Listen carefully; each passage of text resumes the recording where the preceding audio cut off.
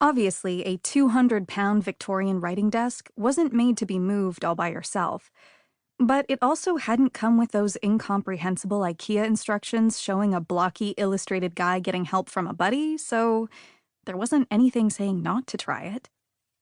I took a step back, assessing the desk where it was strapped to the roof of my car. It was the only piece of furniture I'd brought with me, and it was a monstrosity.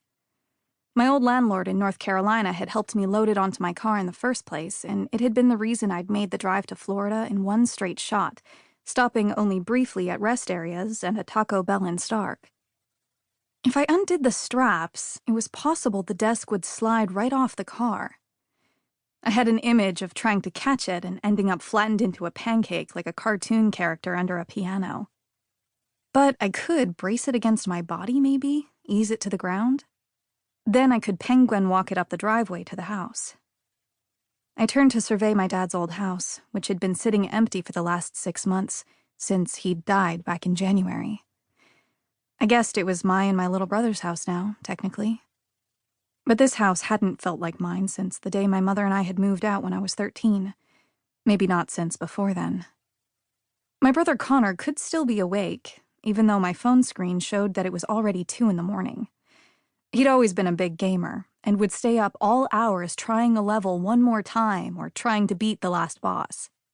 But that had been before he and Shani had moved in together, before he'd gotten his first post-college job at a call center. And anyway, I wasn't going to text him to come help me with something as stupid as a desk. Connor and I weren't that close.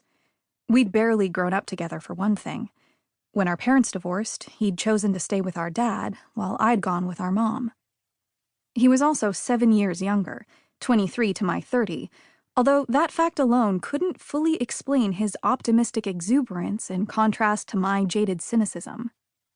We'd spent time together during holidays and select weekends, of course, but still, when I thought of him, I mostly remembered the way he would eat ketchup by the bowlful when he was 6 years old. I typed "how to move heavy furniture by yourself" into a search on my phone and scrolled through the results. Ads for moving companies, an article about how to use moving straps and dollies and other equipment I didn't have, another couple of articles that basically boiled down to, don't. "Need a hand?" A voice came from behind me, and I jumped and gave a little scream. My phone flew out of my hand and hit the pavement with a sickening crack. I spun around, coming face to face with the random dude who'd spoken.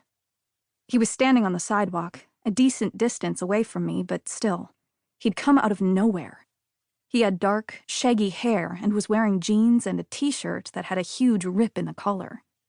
When I glanced down, I saw that his feet were bare,